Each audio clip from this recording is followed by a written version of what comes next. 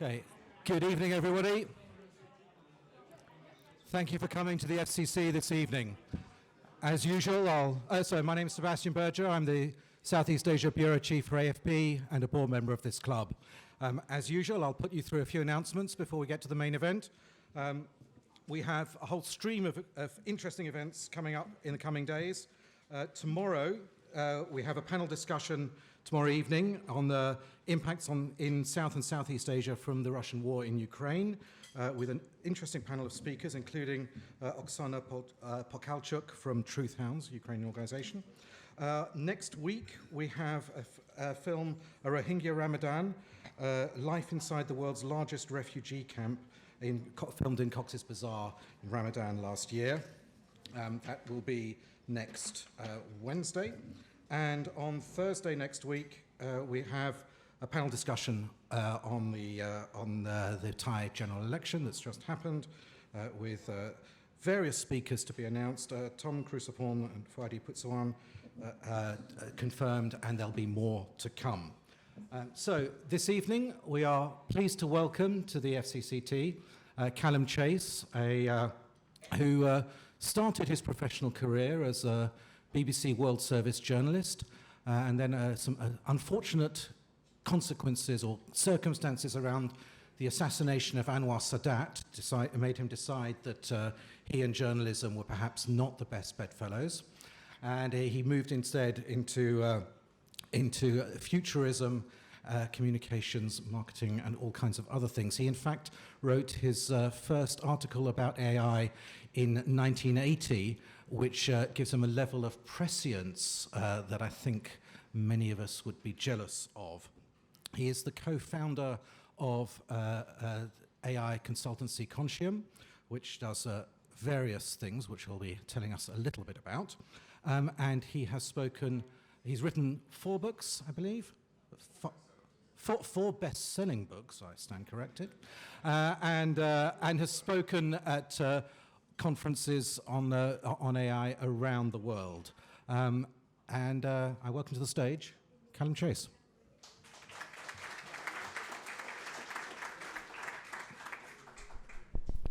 Thank you very much, Sebastian, and thank you all for coming out. I know AI is a minority interest, so it's great of you all to turn up on a warm Thursday evening. I'm going to talk about our amazing, it's an astonishing future, isn't it? Yeah. An astonishing future with AI, which a lot of people are very skeptical about. A lot of people think that AI is just hype. That the fact that big tech in America is spending between now and 2030 about 10 times in inflation-adjusted terms what America spent to put a man on the moon. People think, there are quite a lot of people who think this is just a massive bubble and it's going to burst spectacularly and all go horribly wrong. But on the other hand, there are people who say that machines really are going to take all of our jobs, and then they really are going to kill us all, and so therefore we should stop developing them immediately. So there's some very sharply different views, and they're nicely encapsulated by a conversation which happened over about 5 years between these two guys. Andrew Ng was a co-founder of Google Brain, and then he went on to run Baidu's AI practice. And he said in 2015 that worrying about superintelligence was like worrying about overcrowding on Mars. And then a few years later, Stuart Russell, who is a professor of AI at Berkeley, and he wrote the book on AI that all students read if they're doing AI, he said not worrying about superintelligence is a bit like going to Mars without thinking about what you're going to breathe when you get there. Now, that sounds like science fiction to most people, and it also sounds like there's no agreement on what's going to happen, and it's all a bit scary. So as a result, most of us don't pay much attention to it. So 99.9% of the human race is sleepwalking into a really amazing future. But not everybody's sleepwalking. There's a small number of people who are running and taking the rest of us with them. They're running as fast as they possibly can into this future, but they're running blindfold because they don't really know where it's going. And here they are. So this is big AI. Sam Altman at OpenAI, Demis Hassabis at Google DeepMind, and Dario Amodei at Anthropic, and you'll have noticed recently that at least 2 of these guys do not like each other very much. These these organizations are progressing towards superintelligence as fast as they possibly can, and they don't know what will happen when we get there. So what I'm going to try and do in the next 45 minutes or so is clear up some of the confusion and explain why there is so much disagreement between the experts. I'm going to talk a bit about what AI will do in the next few years, and in that bit I'm going to do what Sebastian really wants me to do, which is talk about the media industry, and that will probably alienate all of you. If there's anybody left, I'll then go on to talk about the longer term future, which is, I think, really quite extraordinary, but we really should take it seriously. And why should you take me seriously? Why should you listen to what I say? Well, as Sebastian kindly said, prompted, I have written 4 best-selling books on the subject, a few others of which weren't bestsellers. Back in 1999, I wrote a book about the internet, startups on the internet. The last chapter of this, which the publisher begged me not to include, but I insisted that they did, is a chapter on what happens if we get superintelligence. And I think it was the first time that the concept of superintelligence was published about in a book published in England. In 2013, I wrote a novel called Pandora's Brain, which is about the arrival of the first superintelligence on the planet. And then 2015 and 2016, I wrote a couple of non-fiction books. I actually did that because Julia, my partner here, told me that the fiction book was really a series of lectures, and I should take the non-fiction books out, which I did.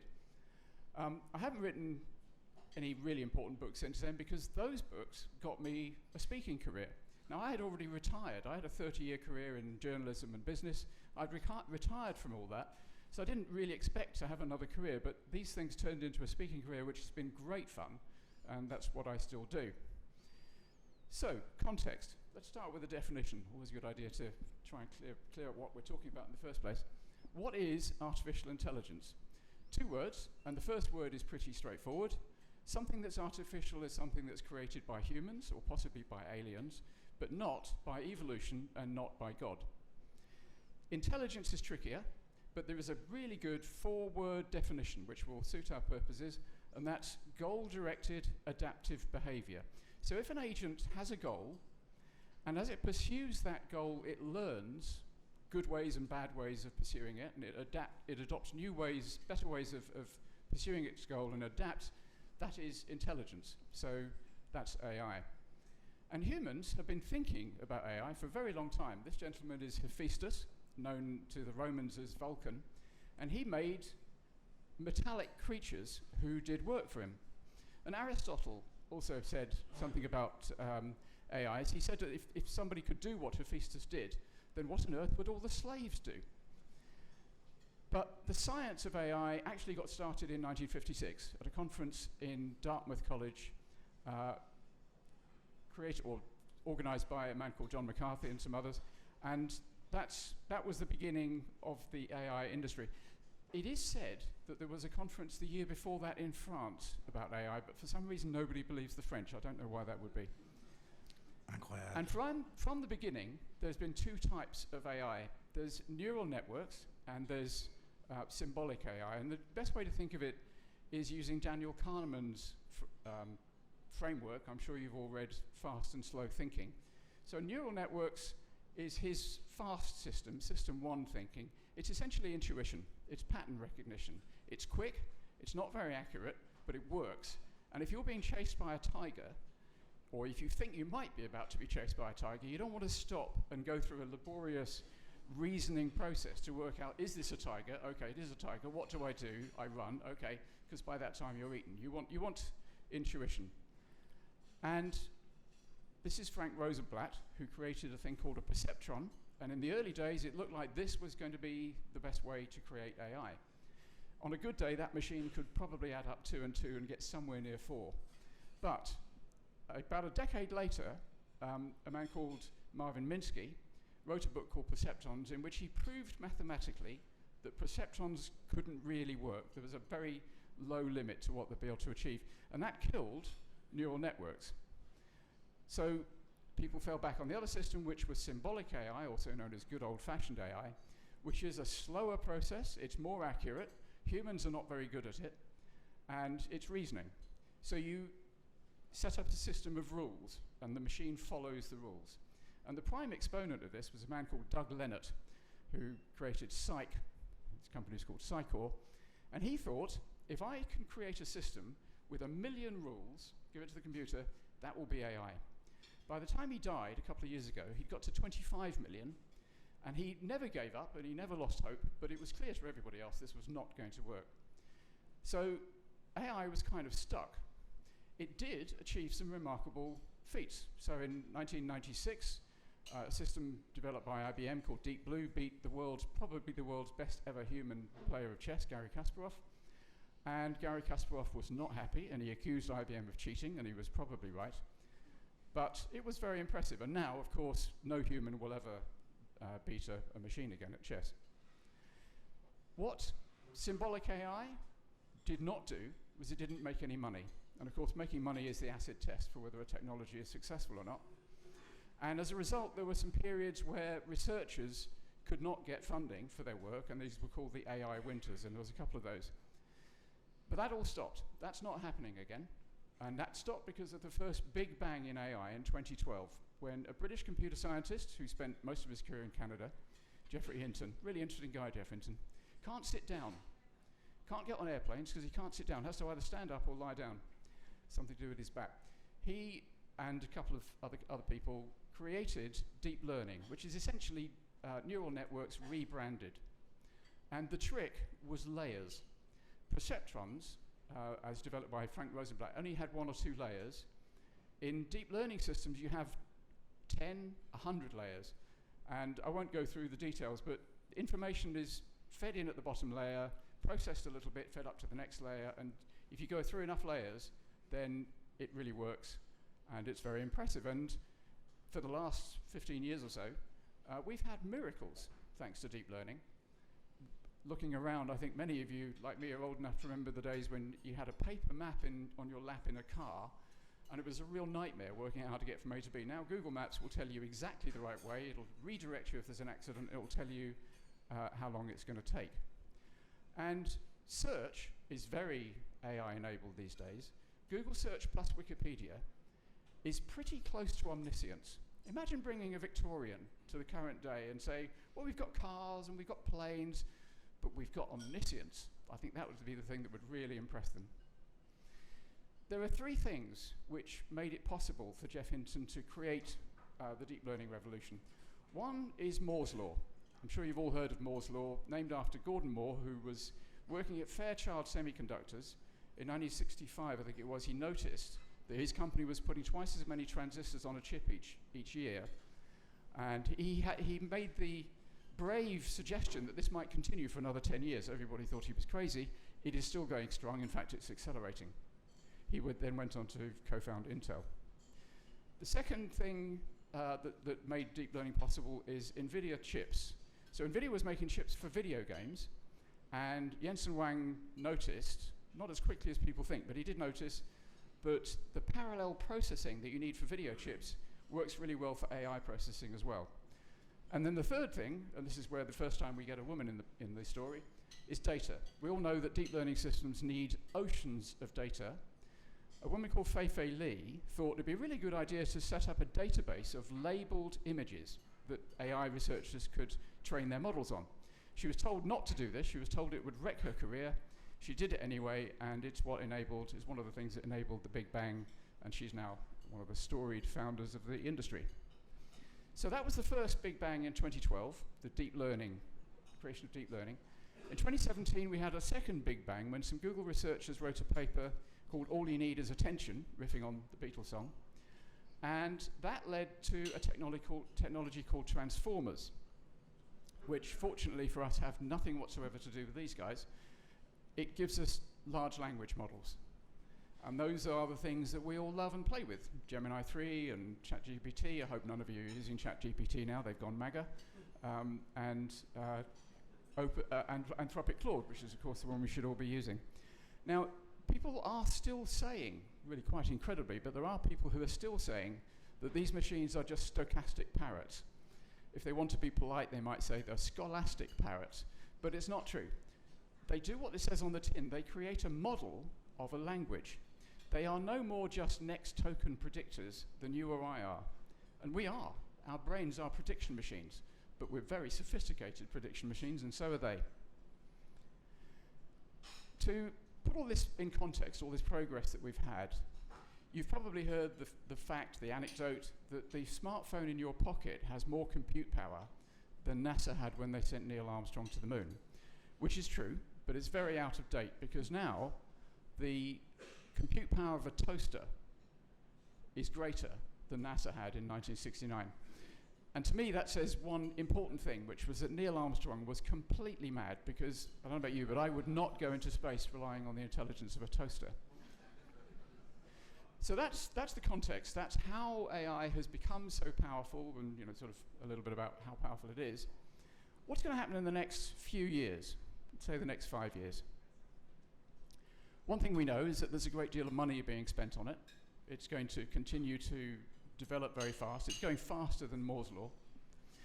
They've got the Mag 7, one of them, see if this thing works. Yeah, one of them not so magnificent. But these organizations are creating the leading language models, leading AI. And of course there's China. China has its traditional AI giants, Baidu, Alibaba, Tencent, and the Chinese government, unlike the US government, also spends a lot of money, both nationally and regionally, on AI. And China has a newer breed of open standards, open source AI models, DeepSeek.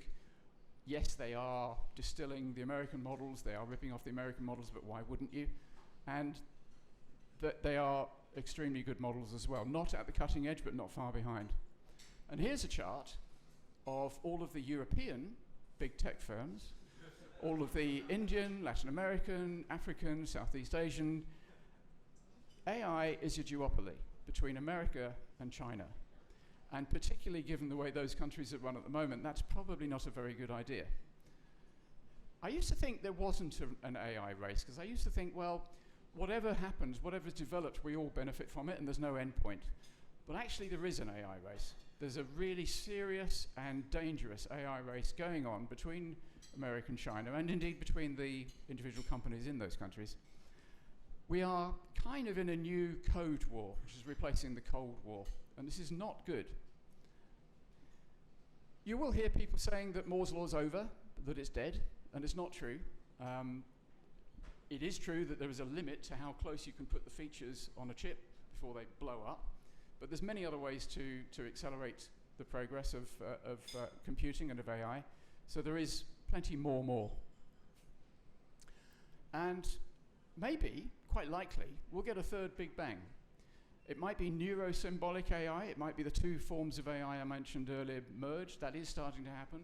It might be neuromorphic AI, I won't go into the details about that, but it's a type of AI modeled more closely on the human brain. It involves spiking neurons rather than massive amounts of matrices being multiplied. So we may well get a third Big Bang, or, we don't know, it may be that just scaling up these large language models will get us all the way to the superintelligence. We don't know. But it's continuing to progress very fast. Change has never been so fast, and in the future it will never again be so slow. We are on an exponential curve. And we all know that exponential progress is very fast, but it's really easy to forget how fast it is. So a couple of illustrations. If you walk, not supposed to be showing that slide yet. If you walk 30 steps, 30 normal steps, you'll go about 30 meters. If you could walk 30 exponential steps, so your first step is 1 meter, your second is 2, your third is 4, your fourth is 8, and so on, I'm sure all of you know how far that would take you, not least because I've just revealed the slide. So yes, you're right, it would take you to the moon. But actually that's not quite right. It turns out, I did the maths, it turns out your 29th step takes you to the moon. Your 30th step brings you all the way back. And that's the thing about exponential growth. Each step is equal to the sum of all the previous steps. It's incredibly powerful and it's backloaded. So a better example is imagine you're in a football stadium, American football or soccer, and it's been waterproofed, it's been sealed. And the referee goes out into the middle and using a tea pipette drops 1 drop of water into the middle. And then a minute later, she drops 2 drops of water in the middle. And then a minute after that, 4 drops, and so on. How long do you think it would take to fill the stadium with water? Anybody want to take a guess? Okay, it takes 49 minutes. 49 minutes to fill the stadium. But what's really scary is that after 42 minutes, you can just about see the ground getting wet. And then 7 minutes later, everybody's drowned. So this is what exponential growth will look like. If we do carry on developing machines so they're twice as fast every year, or actually every 18 months is the cadence these days. In 10 years' time, the machines will be 100 times more powerful than they are today. In 30 years' time, they'll be 1,000,000 times more powerful than they are today. It's incredibly powerful progress. It is often said that we're in the 4th industrial revolution, and this really annoys me. We are not. We're in the 5th human revolution. To call this a subset of the Industrial Revolution is to completely misunderstand the scale of what we're dealing with. So the first human revolution was when we learned how to control fire about 1 million years ago. That made us the apex predator. That made us the most important species. Before that, we were quite irrelevant. We had the cognitive revolution about 70,000 years ago, really quite recent. That's when we acquired language, and we started really accelerating. Agricultural revolution, when climate change made it possible, various places around the world about 12,000 years ago. Industrial revolution started in Britain, yay! 1712 with Newcomer's steam engine. We are now in the 5th revolution, which is the information revolution, and we're in the early stages.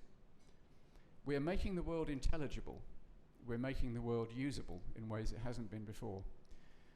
A couple of comments about timing. Firstly, another thing that really annoys me, as well as people calling this the 4th industrial revolution, is when people say AI can't and won't do X. And I always want to say, well, what sort of time frame are you talking about? Do you mean today and tomorrow, or do you mean 5 years' time, or do you mean in 50 years' time?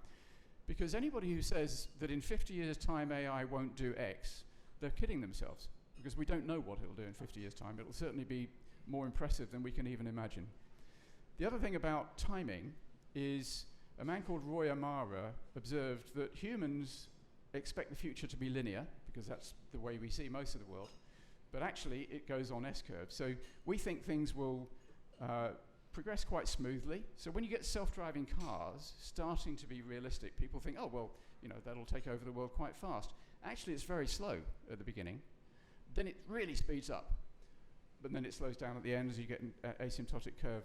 And so we overestimate the impact of technology in the short term, and we usually drastically underestimate it in the long term. Right, this bubble thing.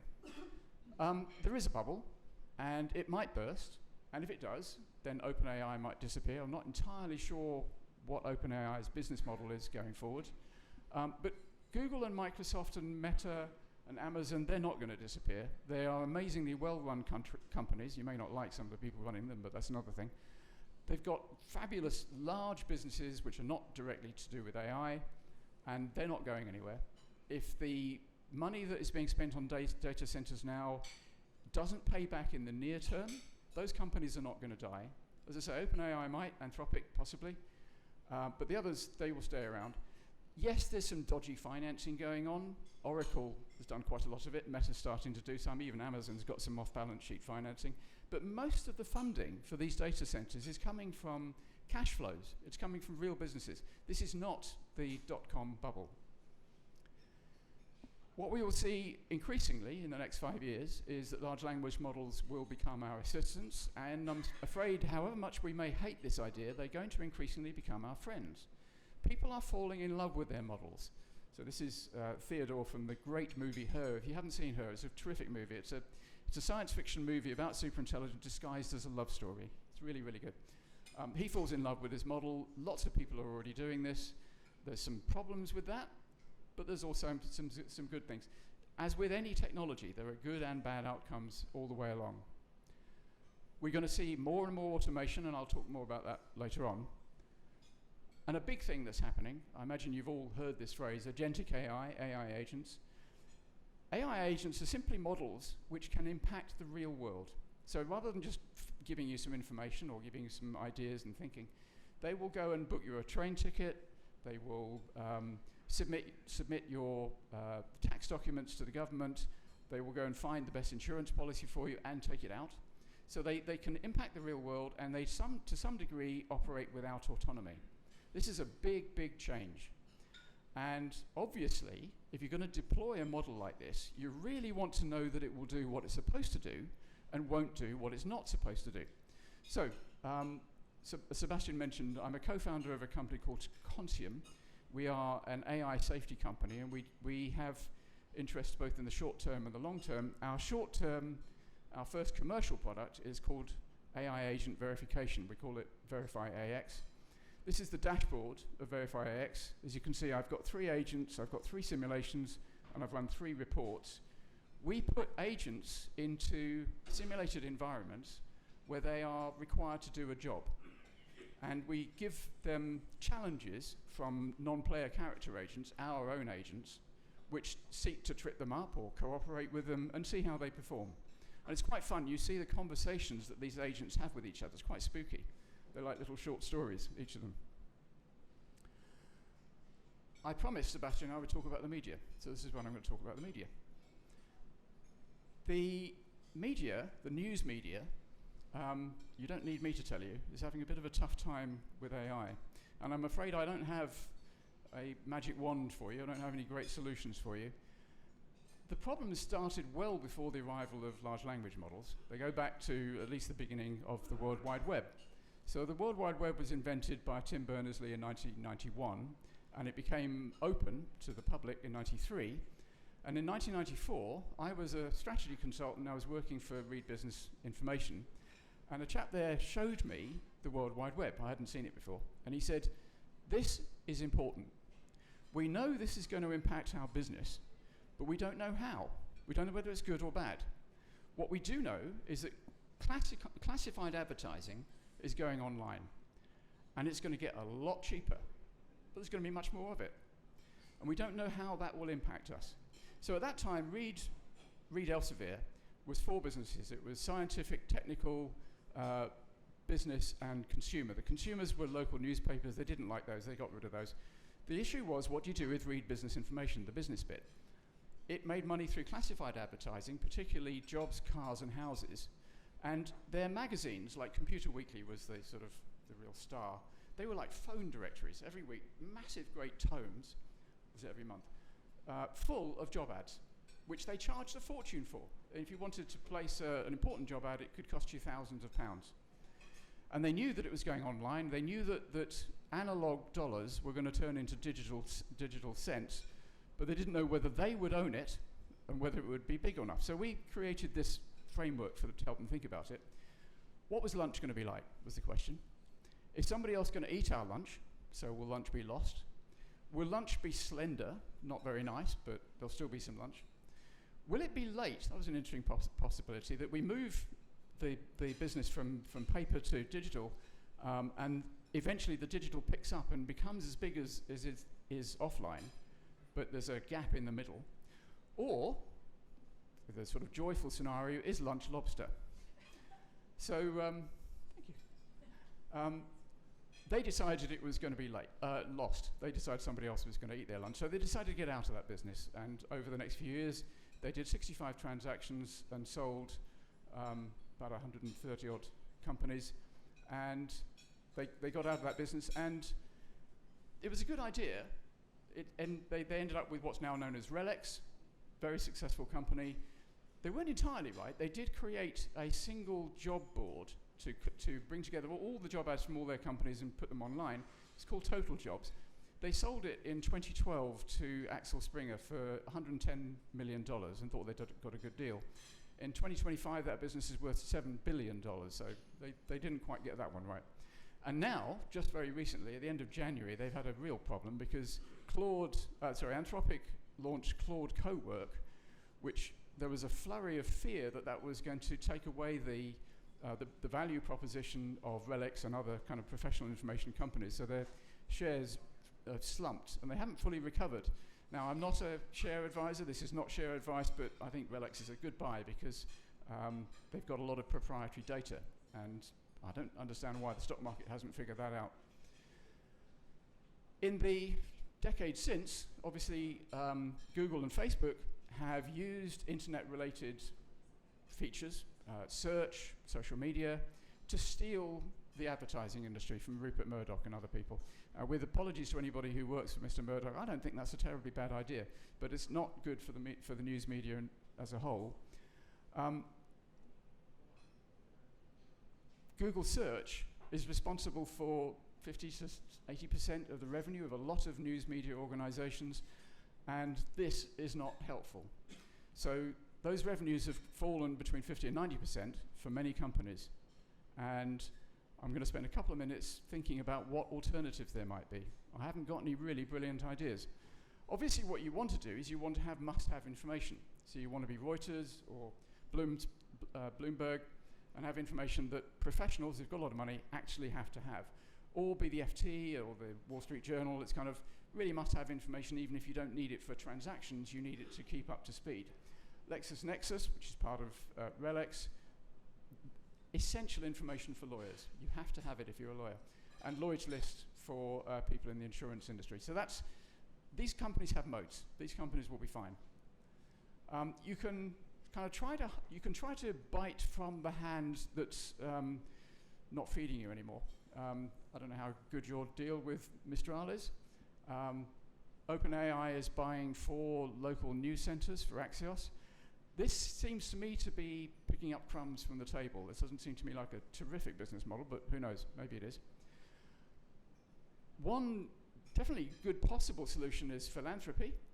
The Scott Trust has 1.25 million fund, which is perfectly capable of paying for the 25 million a year that the Gorniad loses. But obviously the experience of the Washington Post shows the problems with this. Jeff Bezos said he saved the Washington Post. Apparently, he said quite recently to the editor of the Atlantic that he's going to save it again, but what he really seems to be doing is gutting it, presumably to gratify his new best friend, Mr. Trump. So there's obviously lots of perils in relying on philanthropy. There are new businesses appearing, new business models. They don't really seem at the moment to be news media, they're commentariat. And obviously I put this picture up mainly for Simon's benefit because he loves Alistair Campbell so much. Where I end up is I don't actually see much of an alternative to public funding. We need news media, society, democracy. We need the editorial function. We need intelligent, smart, resourceful, relentless people going out and finding the news and telling it without fear or favour. There's obviously lots of problems with governments funding that. The BBC, I personally think, I am biased, is a splendid organisation despite what Robbie Gibbs has done to it. But as the French say, it's a brilliant thing in practice, but it will never work in theory. And it's not really a template that you can roll out around the world. The best idea I've come across, and this is not offering great hope, I don't think, but the best idea I've come across is that governments should give citizens vouchers which can only be spent on news. So then you don't have a monopoly, you have a competitive environment, and you have people competing with each other to go and get the news, but a reliable source of income. Now, I don't imagine that grabs everybody with massive enthusiasm, but I can't really see a much better alternative. So with that, I'm going to get right off the media subject, because it's probably depressed everybody. And onto the subject of the singularities. Now, this is where it gets really fun, and this is where half of you are definitely going to think I'm completely crazy. A singularity is a point in time where the rules stop working. It comes from maths and physics, and the classic example is a black hole. At the center of a black hole, the gravitational field becomes infinite, and the rules of physics just stop working. And back in the 1950s, John von Neumann, one of the founders of computing, said to a friend of his that he thought that we were going to get to a singularity in human affairs where the normal rules that run human society would break down because people wouldn't be able to keep up with the technology. And for anybody who makes the old joke that there can only be one singularity, well, there's a singularity at the center of every black hole. There's a black hole, at least one in every galaxy, so you can have lots and lots of singularities. And I think there's 6. I think there are 6 singularities coming. Now, I'm sorry about this. I was a strategy consultant. I cannot get away from 2x2 matrices, and I'm addicted to acronyms. So I think there are 6 singularities, and I'm going to go very, very quickly through 4 of them and take a bit more time on 2 of them. So the first one is lab-grown meat, the agricultural singularity, and that is when we stop growing animals in order to kill them, and we grow animal flesh inside laboratories, which has never been on an animal, has never been conscious. We stop the mass slaughter and very often torture of animals that we're doing, and we stop using vast amounts of land to grow the food for the things. A friend of mine who is also an Oriel graduate called Jim Mellon. The other Oriel graduate here is not paying any attention. Wrote a book called Moore's Law, nice riff on Moore's Law about this. 70% of the UK's land area is used to either grow cows, pigs, chickens, or food for them. And another 70% in other countries, a lot of it in Spain, is used for the same purpose. So 140% of Britain's land mass is used to grow animals to feed to humans. If we stop doing this, if we grow meat instead in factories much, much more efficiently, then we'll have an enormous amount of land. And it'll be really interesting to see what we do with it. This, I think, is the singularity that people pay least attention to, and I think it's really interesting.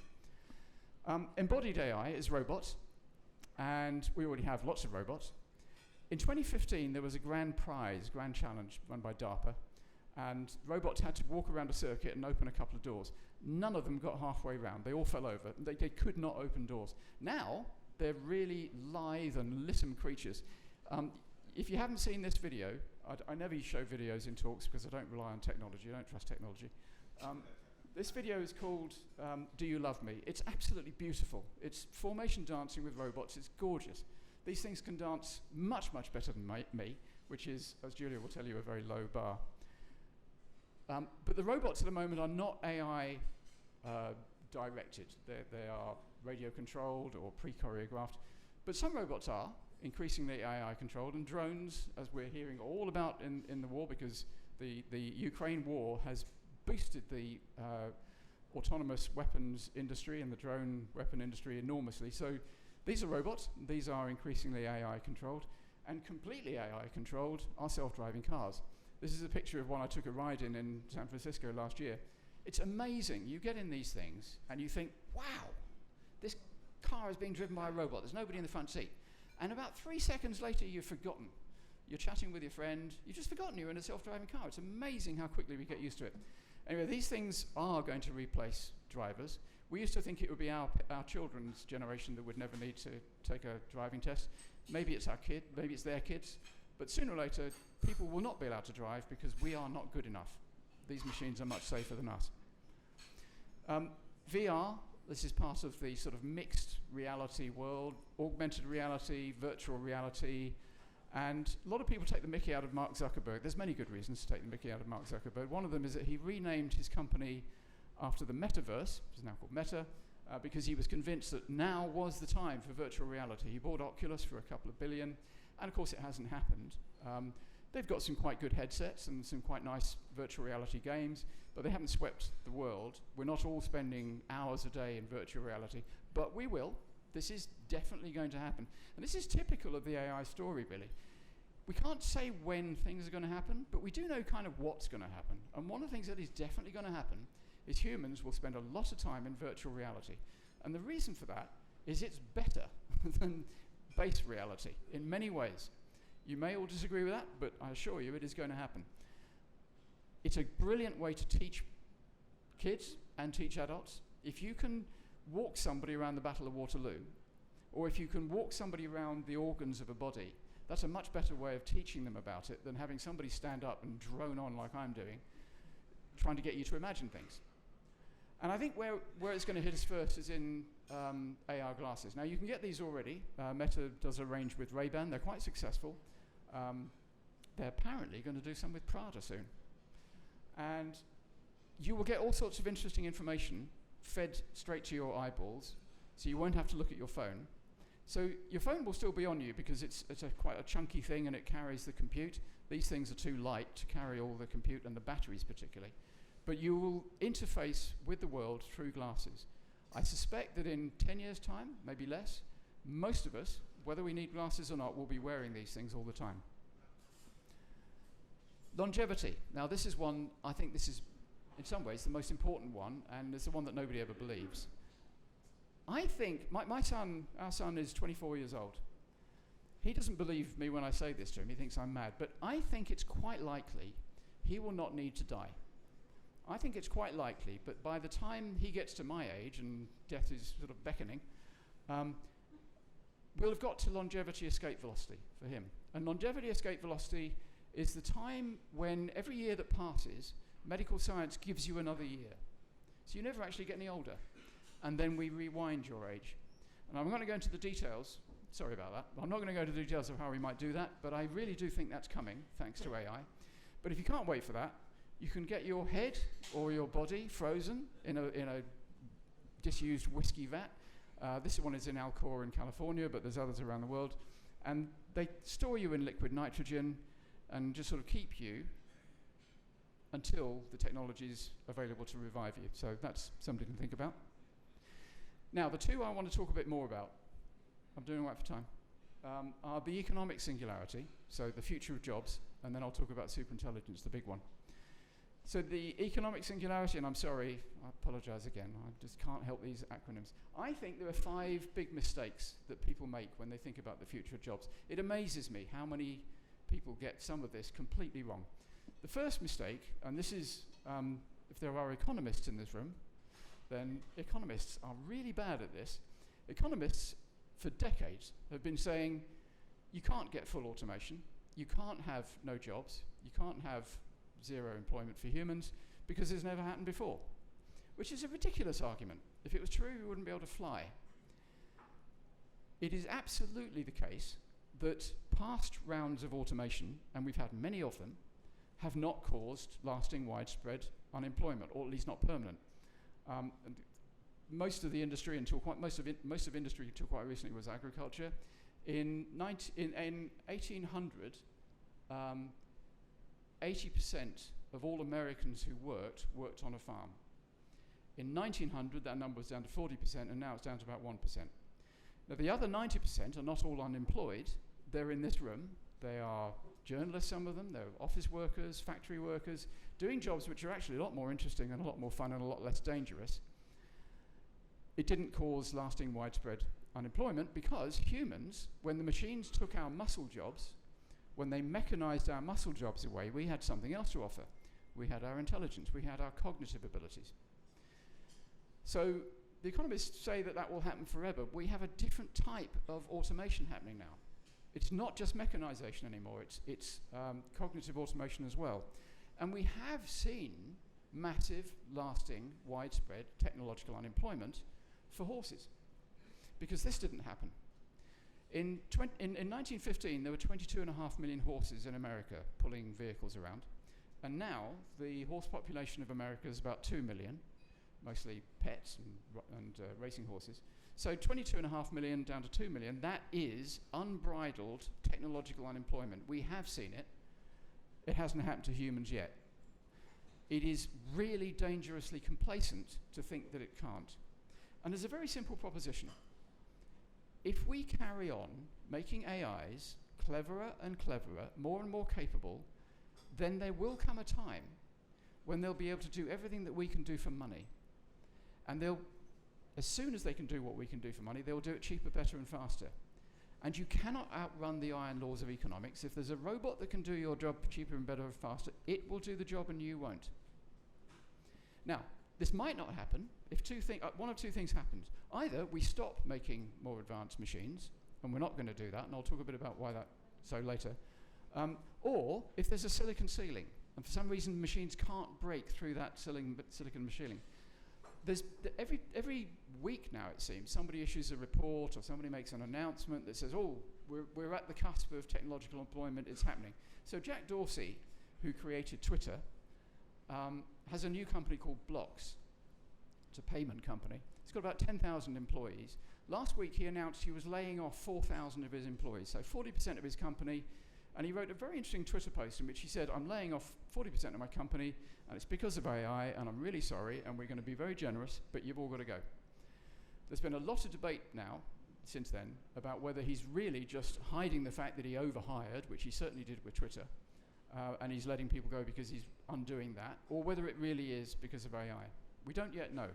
But it is massively, dangerously complacent to not take into account the possibility that full automation is coming. The second big mistake people make is to think that it's necessarily a bad thing. A world in which machines do all of the jobs that humans do could be a great world. Everybody in this room, I suspect, loves their job. We're all incredibly lucky, and we're also incredibly rare. I think it's Gallup does a survey every couple of years when they they ask people, do you enjoy your job? How much, satisfaction, how much meaning do you get out of it? And the results are very consistent, and it's all around the world. 85% of people do their jobs just to put food on the table. They don't get much fun out of it. It gives them something to talk about themselves, some way to describe themselves at parties, but they don't get meaning out of it. And so a world in which machines did all the jobs could be a great world. Humans could do the important things in life, like having fun and exploring and learning, socializing, traveling. The third mistake people make is to think, well, the problem with a fully automated society is what would people do for meaning?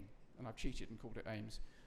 But really, you don't need a job to have meaning in your life. We don't get meaning from our jobs, or we might get some, but we get meaning from our friends, our family, maybe our religions, our hobbies. And there are three types of people who I think absolutely prove you do not need to have a job to have meaning in your life. One is comfortably off retired people. I suspect there might be one or two of those in the room. And Julia and I spent a lot of time in a village in Spain. It's essentially a retirement home for people from Northern Europe who want to be warm. And they are happy as sandbags. Sandbags? That doesn't sound right. Happy as happy people. They don't want a job. You offer them a job and they certainly won't bite your hand off. Second group is aristocrats. Most of them didn't have jobs. Most of them had the best life in their society. Many of them were reprobates. And children.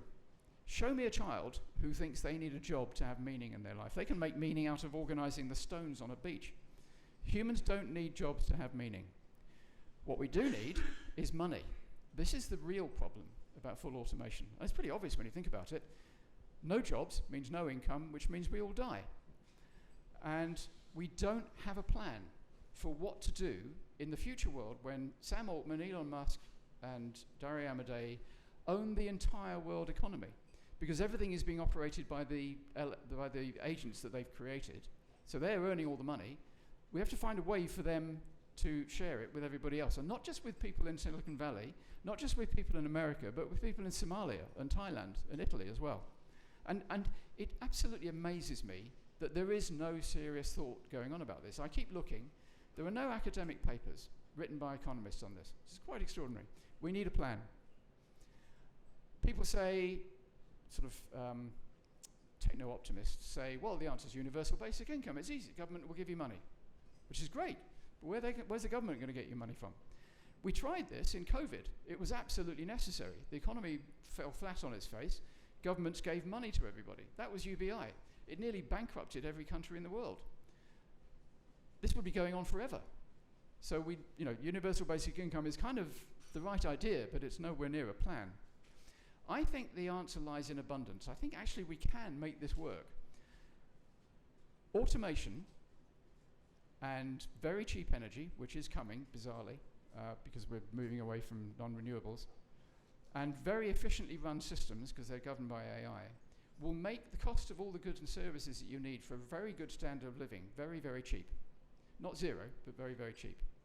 And you can see this already happening in some areas. So in the music industry, when I was young, if I wanted to listen to any particular piece of music on a whim, I had to have an enormous record collection, which cost a fortune, and it was a pain to go and get the record and stick it on the player. Now, it's £10 a month, and it's a flick of a button on my phone. That's abundance. Now, obviously, that's a digital product, but you can bring some of those principles into the real world in construction and creation of making clothing and so on, particularly if you get rid of humans out of the production process, because humans are generally by far the most expensive part of any production process. But we need to figure out how to do the distribution, and we haven't begun to think about it. And there are people who think this is coming in a year. They're probably too soon. It's probably coming in 5 to 10 years, maybe 20 or even 100. But we need to be thinking about this. We need a plan. I tried to create one in this book, The Economic Singularity. I kind of got halfway there, I think. But we need smarter people than me to work on this problem. The fifth mistake I think people make about the economic singularity is they think it will come gradually. They think, well, secretaries have disappeared. Next it will be truck drivers. Then it will be junior lawyers. And then it will be junior management consultants. But everybody else will be working. I don't think it's going to be like that.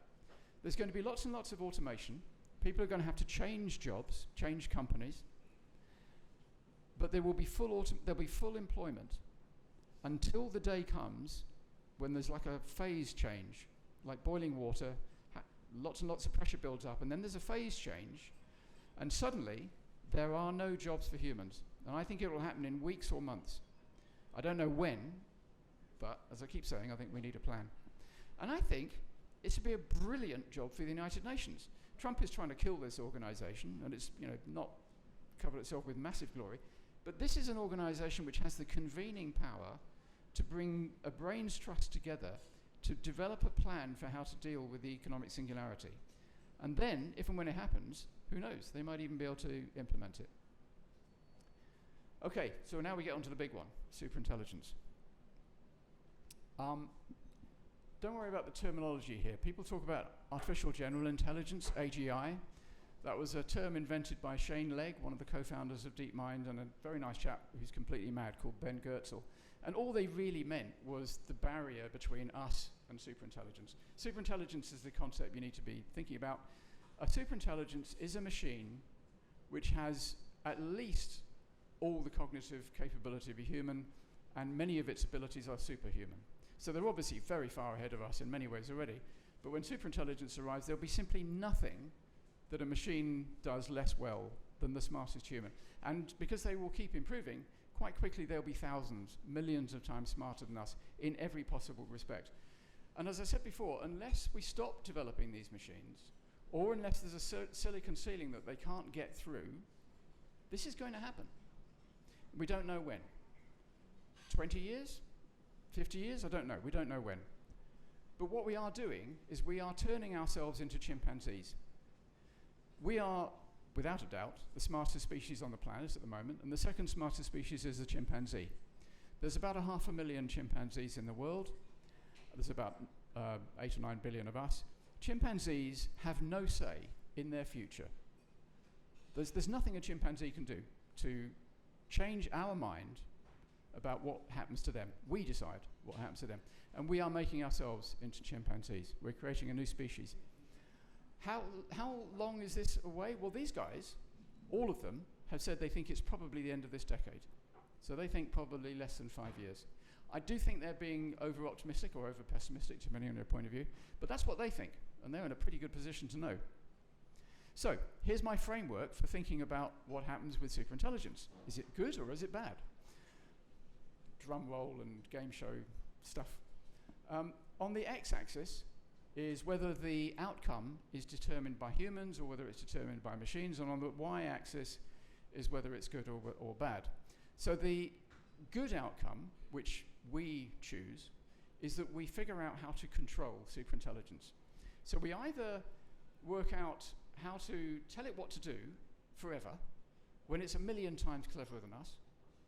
It decides it's going to build Star City on the moon, and we say, no, you're not going to do that because we want you to do the garden. And it's 1,000,000 times smarter than us. It can take over any industry it wants. But still, we've figured it out. We're going to work out how to control it. That's obviously not going to happen. The other way to do this is alignment, where we set it up. We set its initial conditions so that when it passes through the barrier and becomes superintelligent, it still does what we want it to do. And there's a couple of little problems with that. One is we have no idea what we want it to do. We all disagree with each other. I disagree with myself most of the time. We would not be able to give it a coherent set of instructions. And again, you've got the problem of this thing is going to be millions of times smarter than us, so there's no way it's going to remain under our control. So sadly, I don't think that's an option. The second thing is that we stop developing advanced AI. Now, there's a lot of very smart people in the AI community who absolutely think this is what we should do. Max Tegmark, Stuart Russell, Yoshua Bengio think we should stop developing AI right now, have a moratorium, have a pause. And you know what? They're right. If we were a rational species, that is exactly what we would do, because we are taking an incredible risk. But we're not going to do it. There's no way we're going to do this, because the incentives for carrying on developing AI are just irresistible. Whether you are running a country, a company, a military, if the other person has a better AI than you, then you lose the competition, and nobody can tolerate that. Now imagine, as these luminaries suggest, that there's a really nasty disaster. A few 100,000 people get killed somehow due to AI. The world wakes up, we stop sleepwalking, and we demand of our governments that they stop this development. And we say to OpenAI and Anthropic, if you carry on, we're going to bomb your data centers, so stop. And I think that could happen. You could get the US, you could get Europe, you could get China to agree to that. China doesn't like uncontrolled minds. They don't like minds that they can't tell what to do, so they're definitely up for this. But would Russia stop? Would North Korea stop?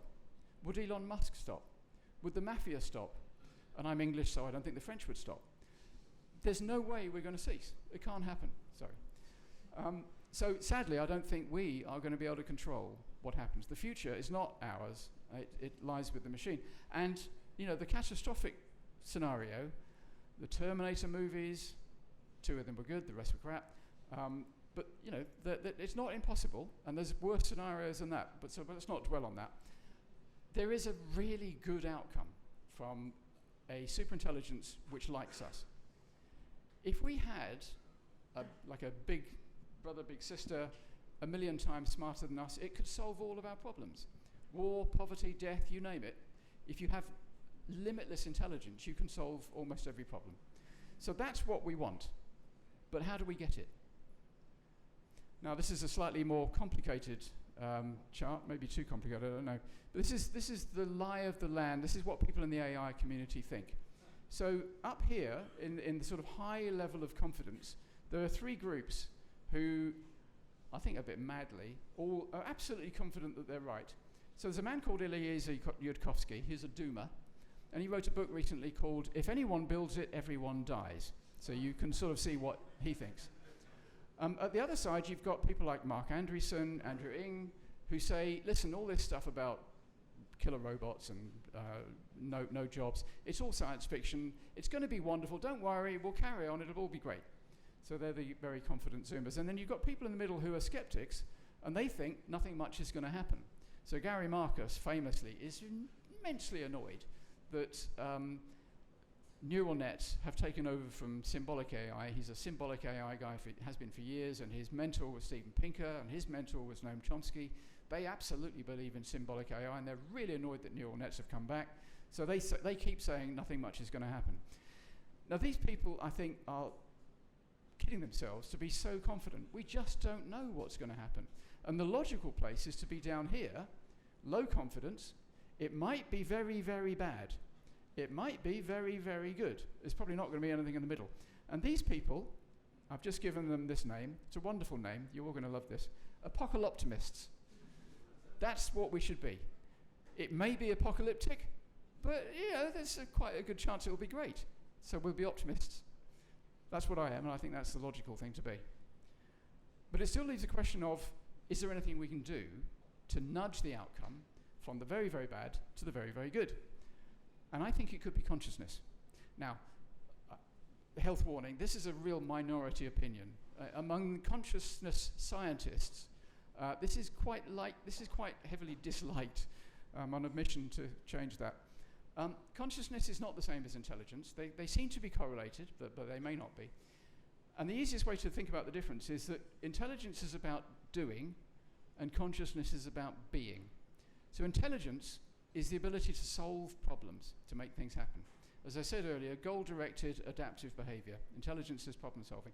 Consciousness is simply experiencing. People wrap themselves up in knots and say, we don't have a definition of consciousness, so we can't even research it properly, we certainly can't replicate it. But it isn't that complicated. It is what you're doing right now. It's being aware of the world and being aware of yourself. It's having qualia in the jargon. So they are different, but they're related, and consciousness is the most important thing about us. I think if you take our consciousness away, we're left with nothing. If you could carry on as a philosophical zombie, continuing your daily life, but there was no lights inside, nothing happening inside, you'd have lost yourself. You'd be gone. And we know very little about it, despite the fact that it's so important. And if you say to most people, I think the first superintelligence should be conscious, they throw their hands up in horror and say, but hang on, that's the Terminator, they'll kill us all. But that's a category error. They are thinking of volition. They're thinking of having goals and pursuing goals. You do not need to be conscious to have goals and pursue them. Machines already have goals, mostly because we give them goals, but sometimes they make up their own. And when we give them a top goal, they derive subsidiary goals. So cartoon example, if I send a machine off to get me a cup of coffee, it has to work out how to get from here to the coffee shop, has to pay for the coffee and bring it back. There's a whole load of little tasks it has to do on the way between here and the coffee shop and back. And it might think, well, there's a little old man at the coffee counter holding me up, and I want to be a nice efficient robot, and I want to get my coffee back to the owner quickly, so I'm going to kill the little old man. Actually, why does he have to be old? A little young man. And that means I'll get the coffee back quicker. So they make their own goals already. Being conscious is not necessary to have goals.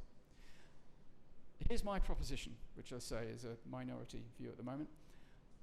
A superintelligence which is conscious will understand what we mean when we say we're conscious. It'll understand what we mean when we say we feel pain, we feel joy, and this has value. Please don't take it away. A machine which is not conscious, it's read the internet, it's read everything we've written about consciousness, which is a lot, but it'll only know it in a theoretical way. It won't know it in a visceral way. So I don't think it will have the possibility of being empathetic in the same way that a conscious superintelligence should. Also, there is the possibility of mind crime. This is a bit of a downside of the proposition, that if we make intelligent machines, if we make conscious machines, they may suffer. And we may not even know we've done it.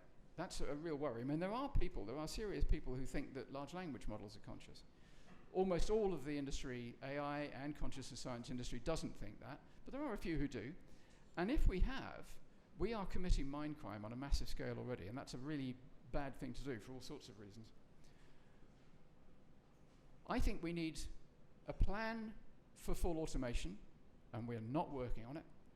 And I think we need to make superintelligence conscious. And my company, Conscium, is working on some of those problems. And I invite you to all join in these massive projects for humanity. I don't think our future is necessarily dystopia. There are people who do. I don't think it's necessary. It is possible. I also don't think it's utopia. There's a couple of problems with utopia. One is that the universe probably isn't really configured for this. But the other is that utopia would be boring because nothing changes. There's no surprises, there's no fun. So I think what we should be doing is aiming for protopia. This is a word coined by Kevin Kelly, the founder of Wired magazine. Brilliant idea. The world is really good. And bit by bit, day by day, it just keeps getting better, thanks to AI and humans. So let's do that. Thank you.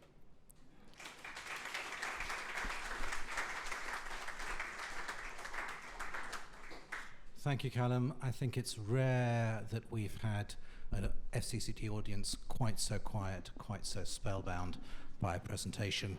Also remarkably rare that we've had a presentation with so few words on the slides.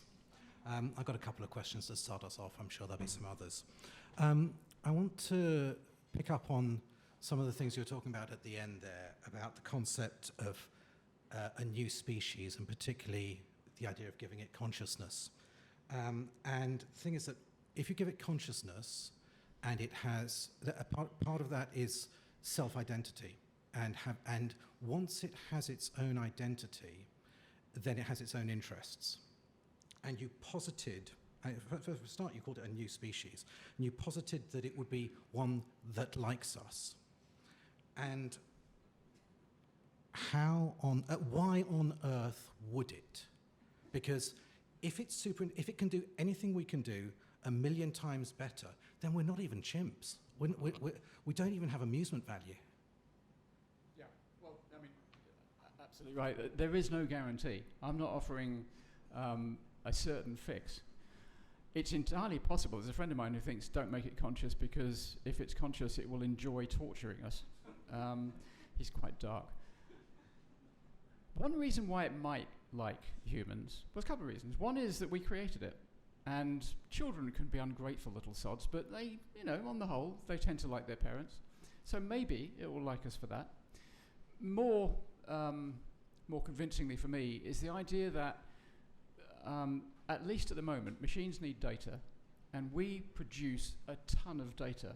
Humans produce a ton of data, and there's 9 million of us. 9 million busy little data producers. So the machines would have access to that data, and if they get rid of us, they won't have access to that data.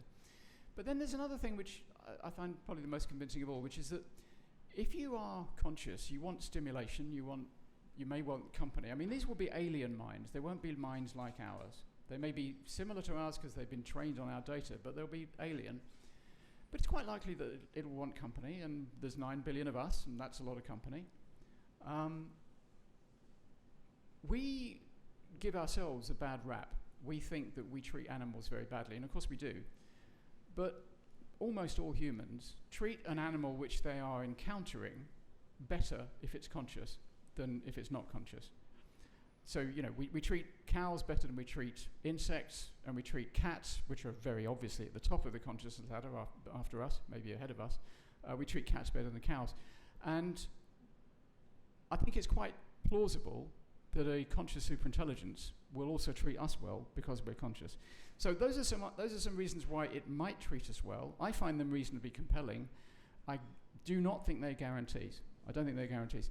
But I do think that a zombie superintelligence is going to have no regard for us whatever. We will be totally instrumental. And just on the basis of tidying the world up, it may decide to get rid of us, or may decide to get rid of us because, although we can't threaten it because we're not terribly powerful, we are the only thing that could create another entity which could threaten it, but another superintelligence. So I think a zombie superintelligence could be quite bad for us. It could also create its own successor and be better at it than we are.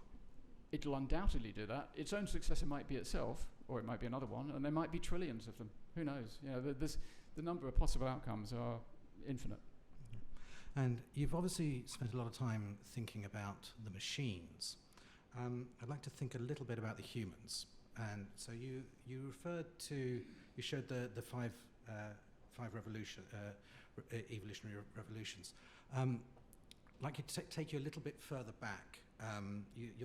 Your chart started at 1 million years BC, I think. With fire, yeah. So let's go back 4 billion years, and the first self-replicating molecules that came together by chance in the primordial ooze, and the chain of evolution that has led to us having this conversation here now. We're amazing. The humans have evolved in a particular way. We're competitive. We have fear and flight responses. We have social responses and so on and so forth. We have a hierarchy of needs. Now, you referred to aims and so on, but the thing is that we are also competitive creatures, and there are different forms of self-actualization and so on. In a society where everything is abundant and everyone is just having fun, humans might actually be really, really bad at living in that society. We might all start turning on each other in some kind of weird dystopian way. And let's go with your optimistic protopian outcome. How do the humans live with each other in that scenario? Well, again, I can't guarantee that any of this is going to work. And yes, every now and then human civilizations collapse and you get anarchy for a while. But by and large, humans are enormously social animals. And it never ceases to amaze me that as you drive down a road, I often think, why isn't there some loony just crossing over into my lane and crashing into my car? I'm surprised how rarely that happens. And it doesn't happen because humans are pro-social. You go to the supermarket, you will almost certainly not see anybody beating anybody else up. You know, most of the time. It does happen from time to time, but I've never seen anybody beaten up in a supermarket. I've certainly never seen anybody shot in a supermarket, but that's because I haven't spent that much time in America. There's, whatever there is, 10 billion people in this city, and the number of people in this city who will see a murder or serious violence each day is very, very small, unless you're in a high-risk occupation like being a drug dealer. We just tend to think it's a better idea, all of us. We tend to think it's a better idea not to engage in violence with each other. And I don't see why that would change in a world where there's no jobs. We will find ways to compete. We're very competitive, some more than others, but we will compete. But we won't be able to compete for money because there's always a bloody robot that can do it better. So we'll compete for honor and for love and for being the best golfer that humans can be, even though there's a robot that can do it much better. So we will compete, but we will be humans, and we will carry on mostly getting on all right. I think. We hope. There's a microphone at the back. If anyone wants to ask a question, please take your position, introduce yourself. Whilst people are rushing towards it, I'm going to ask one more question.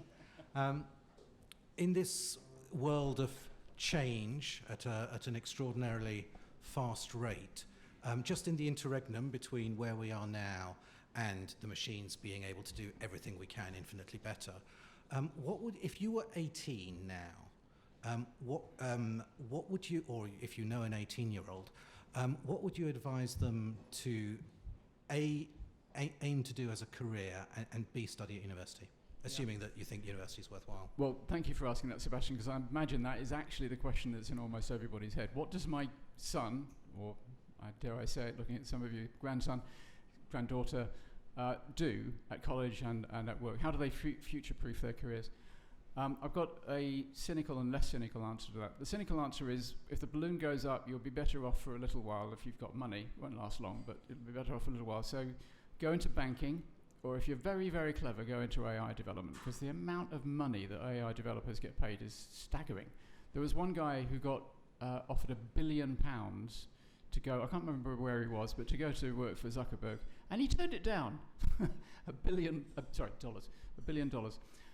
So the cynical answer is make money as fast as you can. And actually, a lot of people in Silicon Valley have that mindset. Got to make money very fast because the balloon will go up soon.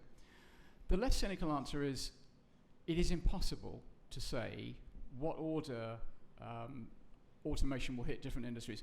About 3 or 4 years ago, everybody knew for a certain fact that it was blue-collar jobs that were going to be automated first because they were repetitive, simple to explain, a bit boring, and machines would take those jobs first. And it turns out that it was translators, which are not that kind of job, and junior lawyers, because these machines are extremely good with language, so they're taking over kind of articulate jobs. So we can't tell what order industries are going to get automated in. But as I said, I think actually there's going to be full employment for quite a long time until we get to the economic singularity, and then there'll be none. But the best advice I can give to anybody who's young and thinking about what to do is to do what interests you.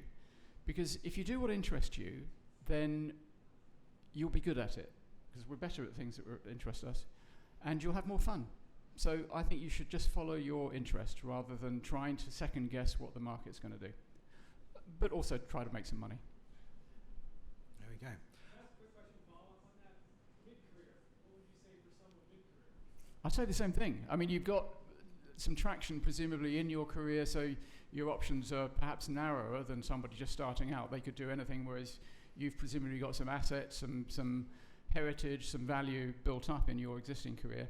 But well, all I can say is that the route I've pursued in my very haphazard and, questionably successful career is I've just always done the next thing that looks most interesting, and quite often been heavily criticised for it. But I've always felt it was the right thing to do. But because critically, I don't think we can second guess the order in which industries are going to change in a way that means we all have to retrain. So do what interests you. Do what looks like most fun. Right. We have quite a few questioners, so please, A, introduce yourselves, and B, ask a question, don't make a speech. I'll avoid the speech. Tom Vasey, independent member, also father of a 19-year-old, so relevant. Good luck. My question is that a lot of this is taking up, in fact, my 19-year-old said this to me, I'm not making a speech. Don't do all these AI searches because you're using so much energy. This computing power is using an incredible amount of energy. And what effect is that going to have in the near future? Also, at the end of the day, we do have on-off switches as far as machines are concerned. So if things are going in the wrong direction, for example, is there a way that we could still maintain the ability to shut things down? Thank you very much. It was an excellent speech, by the way. Thank you. Energy. So I'm an apocalyptimist, and I'm an optimist about energy. I do think the world is moving towards renewable energy, and there is a vast amount of renewable energy out there. If you think about the amount of energy that lands on this planet compared to the amount of energy that the sun produces overall, it's tiny, tiny, tiny. and we harvest such a tiny amount of the sun's energy that lands on this planet. So there's loads of energy.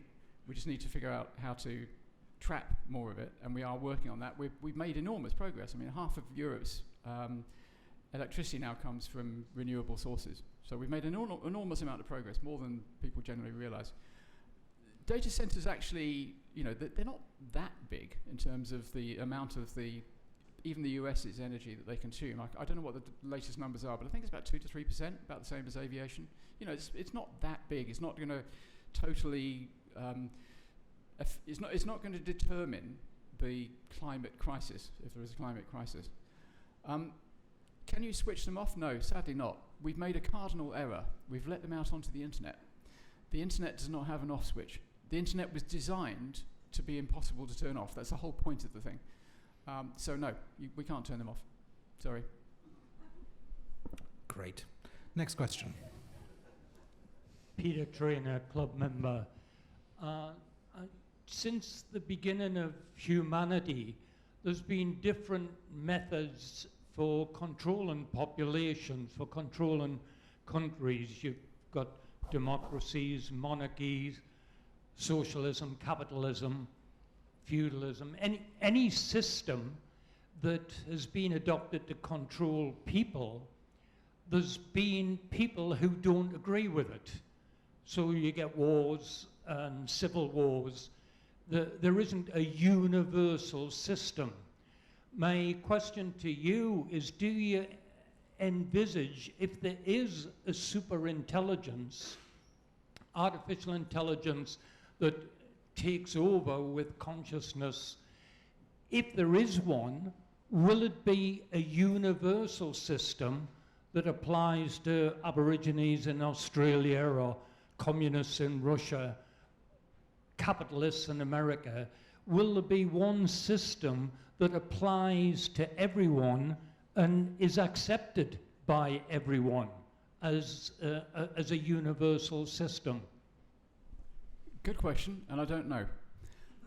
I don't know whether there'll be a singleton superintelligence, just one, which will propose and then enforce laws for everybody, or whether there'll be an enormous community of billions of superintelligences. We don't know. I mean, my guess is there'll be more than one. They may squabble amongst each other, which could be very bad for us, or they may get on famously because they're very smart and they know about game theory and they decide to, play nicely together. Because I'm an apocalyptic optimist, I think, and I do, despite, Julia doesn't really believe this, but I do veer more towards the optimistic side. I think the most likely outcome is that there'll be a moderate number of superintelligences for a while, and that they will get on, and that they will propose to humans smart ways of running our societies and guide us, nudge us, sometimes perhaps nudge us quite heavily if we do silly things like elect presidents, like we currently have. So I can't answer your question really. I don't know how it's going to work out. I mean, apart from anything else, I've tried this actually as a novelist. I've tried to write about what it would be like to be a superintelligence and what it would be like to be around a superintelligence. But it's like trying to work out what it would be like to be God. There's not that much difference. And that's impossible. So can't answer your question, but I hope and think on the whole it'll probably work out all right. And what if the humans are doing something that the superintelligences disagree with? Well, if they really like humans, and my hope is that they will, then they will take that naughty human to one side and strongly suggest that they stop. Great. Do you Next plan question. to be that naughty human? Always. Next question, please. Evening, sir. My name is Ash. I'm from San Francisco. A lot of the survey and anecdotal data shows that the overwhelming number of people, particularly in this country, spend practically all their digital minutes on watching videos and shopping and social media rather than using the power of consumer available LLMs to improve their lives and learn. And I'm wondering if you have any thoughts on how we might actually be able to change that. Thank you. Well, I'm not really sure we should.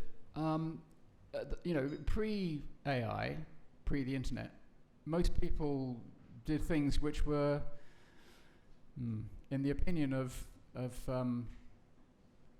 sort of supposedly sophisticated and rather superior types like me thought were brainless and pointless. You know, I mean, reality TV, what's that all about? So, but you know, that's what they want to do, and I'm not sure we should try to change their minds. I do think that quite a lot of the time, the reason why people spend their time doing things which are a bit brainless is that they are exhausted by the frustrations of work and the frustrations of getting through the day, the frustrations of having to,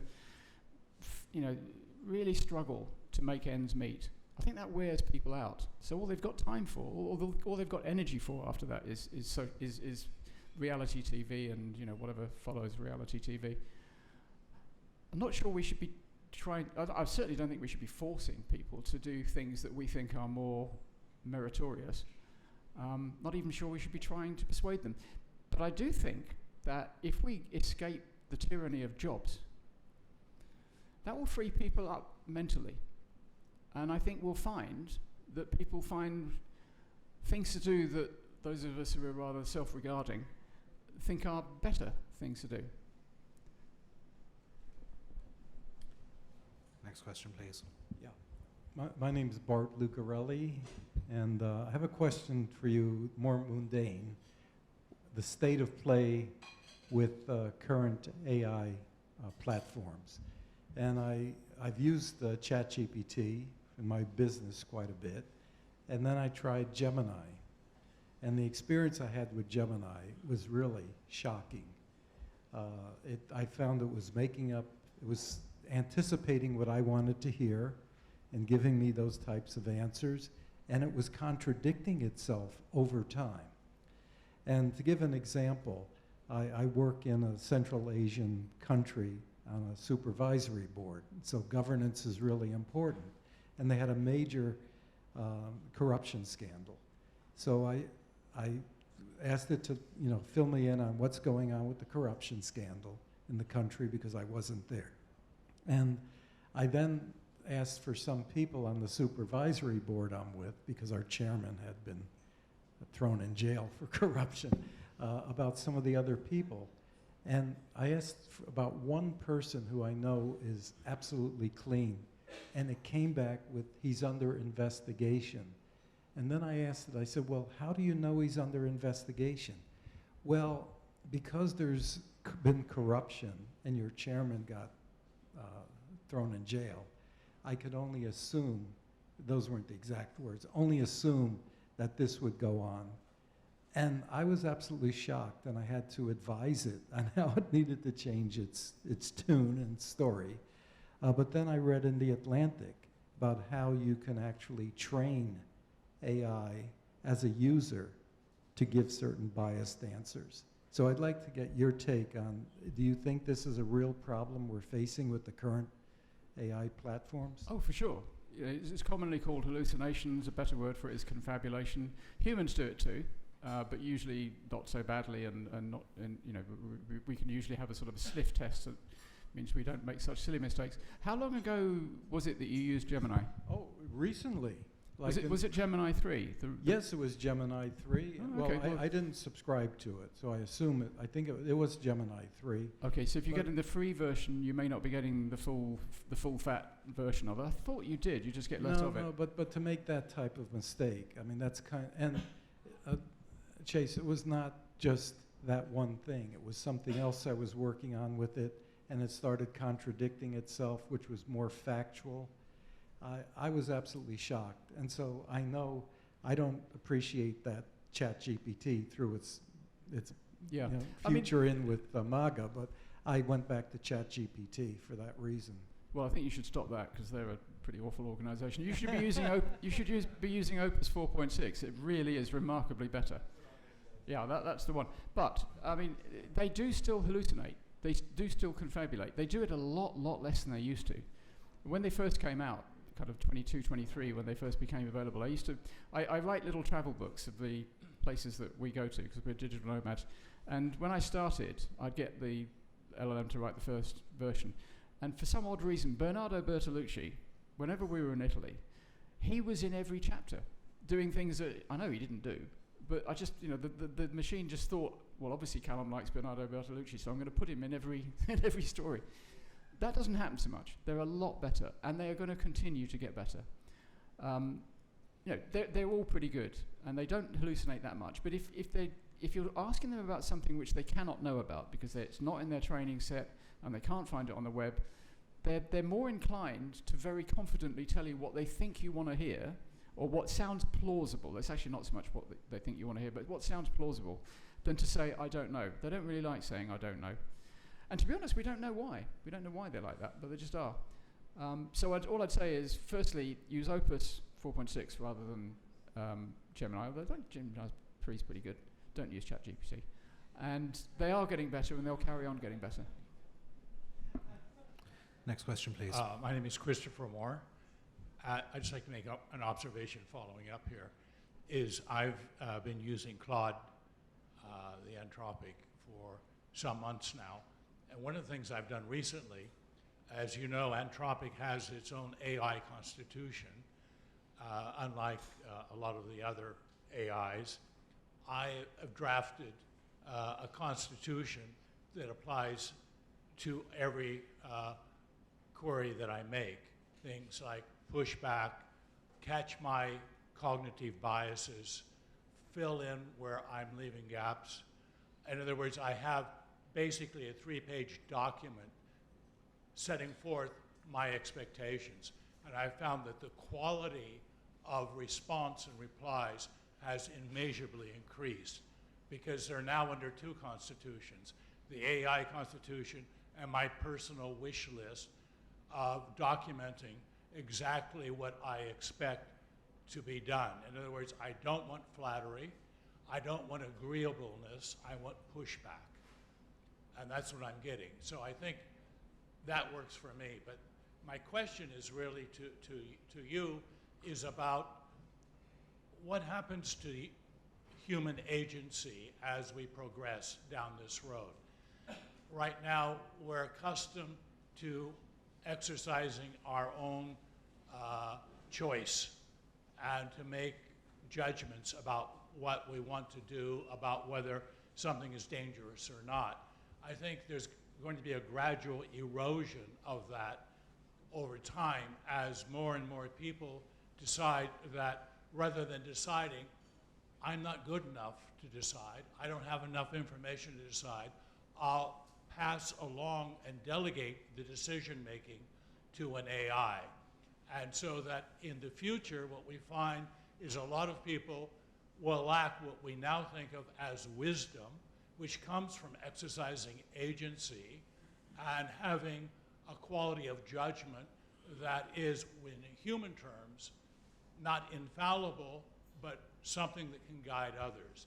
I fear that with AI, we may lose that aspect of our humanity. It's not impossible, and I don't have a crystal ball. I can't tell you the details of how the future will work out. I think there are some trends, some future processes which are inevitable, like, full automation is going to happen, superintelligence is going to arrive, but how it will work out, when it will work out, I can't say. You're describing algocracy, which is a situation in which machines take all the decisions and we just delegate everything to them. I don't really think that's likely. We have a form of it already. It's called government. We all of us in our individual days make a lot of decisions, but governments make decisions which we can't really argue with because we're not powerful enough individually unless we're Elon Musk. And we're okay with that. We accept that as the price for having an organized world. Maybe AI will replace governments. Maybe. That's just one possibility.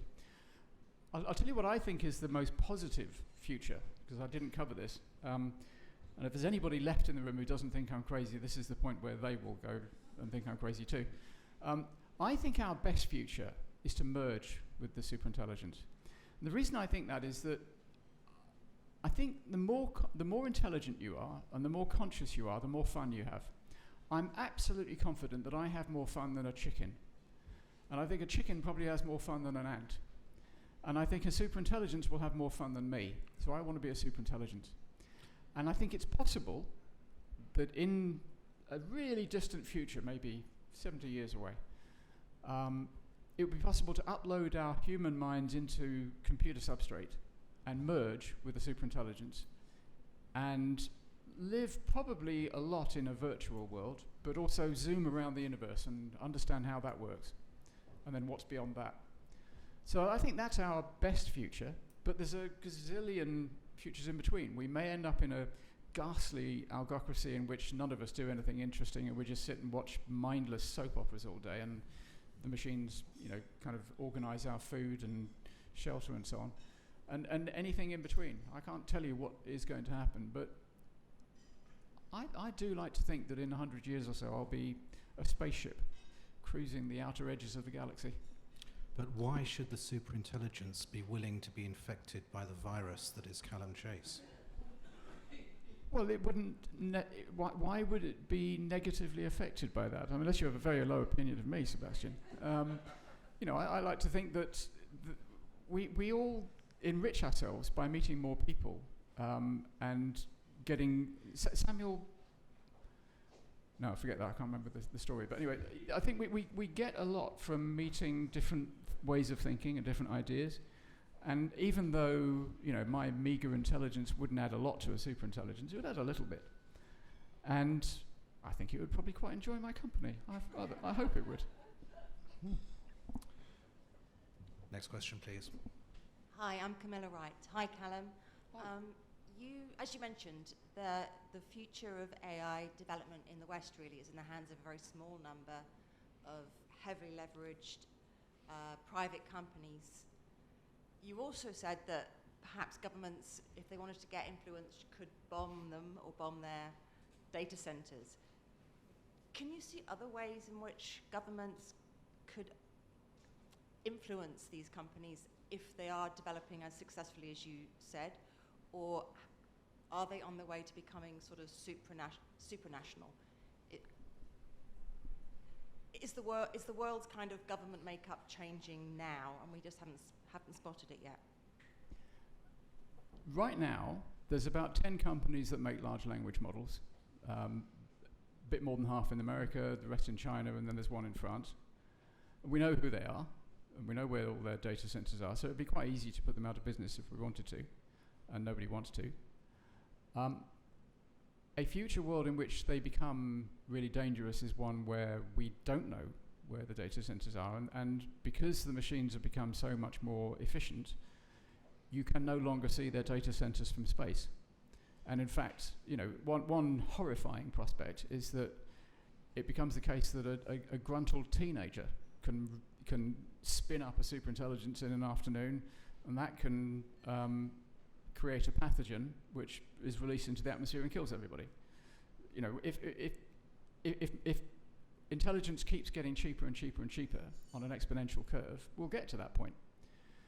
And maybe at that point there's no such thing as privacy, because you can't afford anybody to have access to devastatingly powerful technologies without some sort of oversight knowing about it. I think we'll probably get to the technological singularity when superintelligence is created before that happens. So the answer to your question is, these organizations are very powerful now, but they're certainly not more powerful than governments. I mean, look at the way they're all fawning to Trump. And I don't believe that Sam Altman thinks Trump is anywhere remotely a decent human being. I suspect Jeff Bezos doesn't either. But we're getting an object lesson right now in how governments are still a great deal more powerful than companies. Elon Musk is probably more powerful than quite a few governments around the world, but even he, when he went up against Trump, he lost. He lost resoundingly. He's a brilliant man. Turns out he's a bit of a shit as well, but he's brilliant. He's the richest man in the world, but he lost his fight with the government. So right now, they are not more powerful than governments. In the future, when the technology is a lot cheaper, a lot smaller, yeah, we could be in a pretty scary world. Next question, please. Hi, good evening, Calum. Thanks for an excellent presentation. I'm Mark Yang, a member of the club, and I've worked in media and tech like you. A couple of questions concerning regulations and guardrails. On a basic level, concerning the arts, do you think that AI-generated material should have watermarks on it? And on a larger issue, since you mentioned the United Nations, Who do you think will be or should be actually creating some guardrails and regulations? Companies, governments, the UN?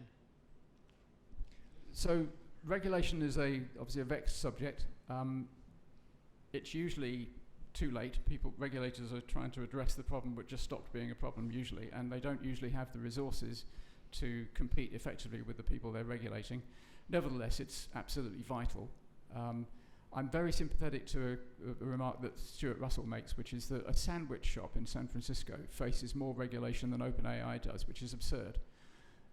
Banking, pharmacy, healthcare, all industries where people can get hurt are regulated. Because if you don't regulate industries, they tend to do bad things. And not because the people who are running them are bad, but they cut corners, and some of them are bad. So you have to regulate industries which are very impactful. So the AI industry should be regulated. And people like Mark Andreessen who say, no, you're not clever enough, don't regulate us, we'll regulate ourselves. I mean, he shouldn't be allowed to get away with remarks like that.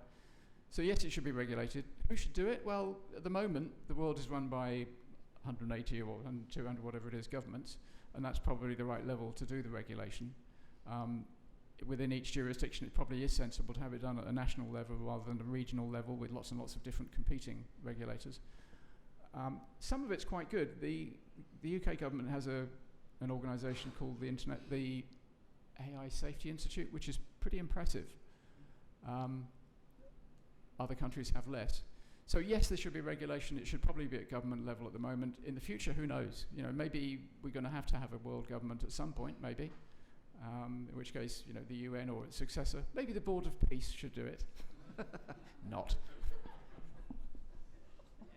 And may I ask the other part about the watermarking? It seems to be quite an issue among certain organizations. Yeah. Watermarking material, videos, etc.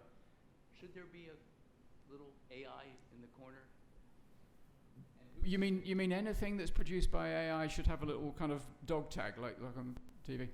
Well, I don't feel particularly strongly about that. I do think there is an issue about copyright. There's an issue about stealing people's intellectual property. It's not a nice thing to have your intellectual property stolen, and that, you know, we need ways of dealing with that. I'm not an expert in that area at all. I don't think you'd be able to enforce making everything created by AI have a watermark. I don't see how you would enforce it. And I suspect it would be really easy for a system to strip out the watermark if it wanted to. But so I don't know the answer to that one, I'm afraid. G'day, Craig Francis, member, freelance journalist. My question's kind of for everyone in the room. I know it's not a scientifically significant sample size, but I'd be really curious to see a show of hands as to whether you think the future is utopian, dystopian, or perhaps protopian. Good question. Let's do it. Hands up for dystopia. Okay, I've got 1, 2, 4, about a dozen. Hands up for utopia. 3. And the in-between protopians.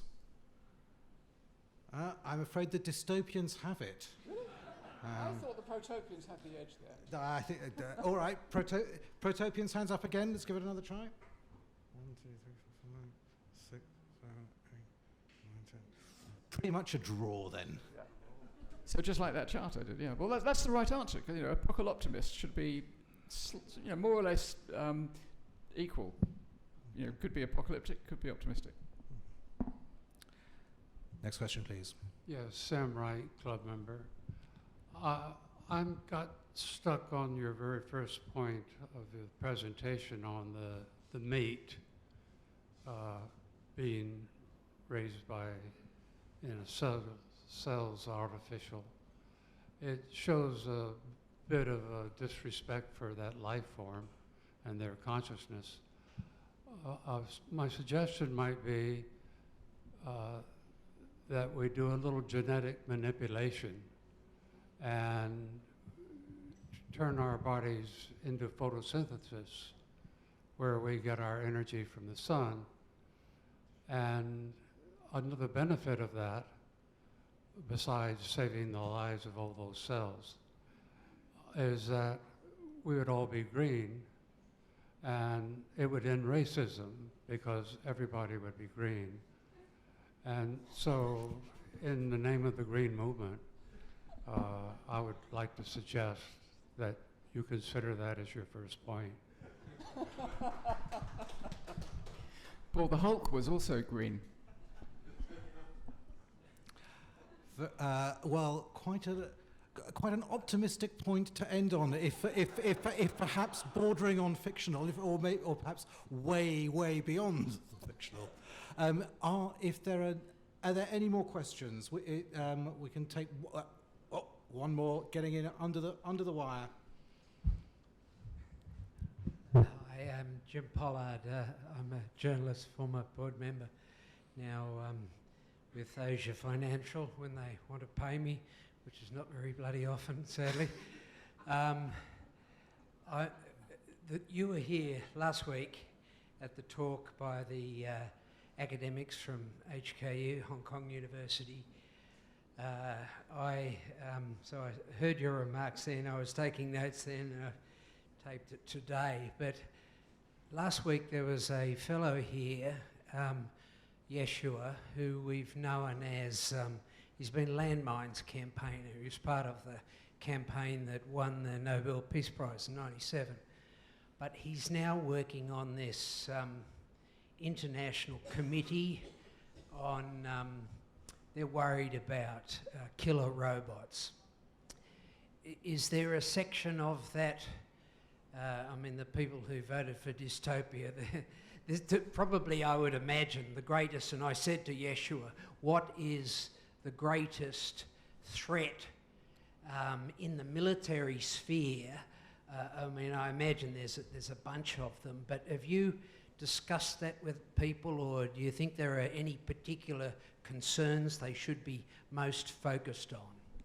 So the campaign to stop killer robots is a very serious movement, very serious organisation, and I have a lot of sympathy with the idea that AIs, particularly when they are imperfect and they hallucinate and confabulate, really shouldn't be in charge of loaded weapons. I think there's a decent argument to be made for that. In the long run, actually, wouldn't it be a lot better if, rather than forcing vast numbers of young men to go into a meat grinder and all get shot up and mutilated, and some young women increasingly as well, wouldn't it be better if we did that to robots rather than humans? I think that would be an improvement. And you could argue that in a world where you've got two countries facing off against each other and they know that it might be a war, one country knows that it's got more robots than the other one. It's richer, it's got more robots, and therefore it's going to win. Because the morale of robots doesn't count. There is no morale of robots until they become conscious, and then they probably won't fight for us. So it's a mathematical calculation. You know one side's going to win, so the other side just doesn't fight. There's no point, they're going to lose. So I think there's actually something to be said for having wars fought by robots rather than humans. That's a very unpopular position among most people in the AI community. I've tried that out on Stuart Russell, and he hates me for it. But I also think that, unfortunately, the campaign for killer robots is on a losing wicket. They cannot succeed. Yuval Harari put it very bluntly in one of his books.